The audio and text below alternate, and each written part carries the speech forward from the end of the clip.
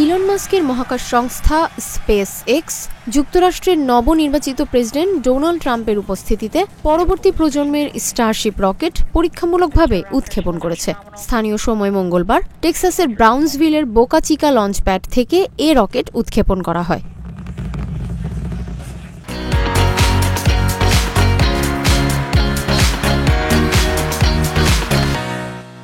British সংবাদ মাধ্যম BBC জানিয়েছে, ডোনাল্ড ট্রাম্প স্পেস এক্সের নিয়ন্ত্রণ কক্ষ থেকে এ উৎক্ষেপণ পর্যবেক্ষণ করেছেন। এ সময় ইলন মাস্ক তার পাশে ছিলেন। পরীক্ষামূলক এ রকেট উৎক্ষেপণটি সফল হয়েছে বলে দাবি করেছে স্পেস এক্স। এটি ছিল স্পেস এক্সের ষষ্ঠ স্টারশিপ রকেটের পরীক্ষামূলক উৎক্ষেপণ। বিশ্বের শীর্ষ ধনকুবের ইলন মাস্ক এখন ট্রাম্পের ঘনিষ্ঠ রাজনৈতিক মিত্র। সম্প্রতি ট্রাম্প তাকে তার সম্ভাব্য মন্ত্রিপরিষদে স্থান দিয়েছেন। বিবিসির প্রতিবেদনে বলা হয়েছে, স্টারশিপ রকেটটি মহাকাশে যাওয়ার পর আবার পৃথিবীতে ফিরে আসবে। এ সময় এটিকে আবার যথাযথভাবে লঞ্চ প্যাডে ফিরিয়ে আনার কথা ছিল।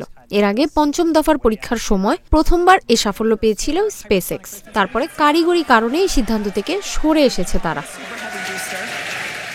ইলন মাস্ক জানিয়েছে, স্পেস এক্সের রকেটে করে একদিন মঙ্গল গ্রহ ও চাঁদে নভোচারী পাঠানো সম্ভব হবে বলে আশা করছেন তারা।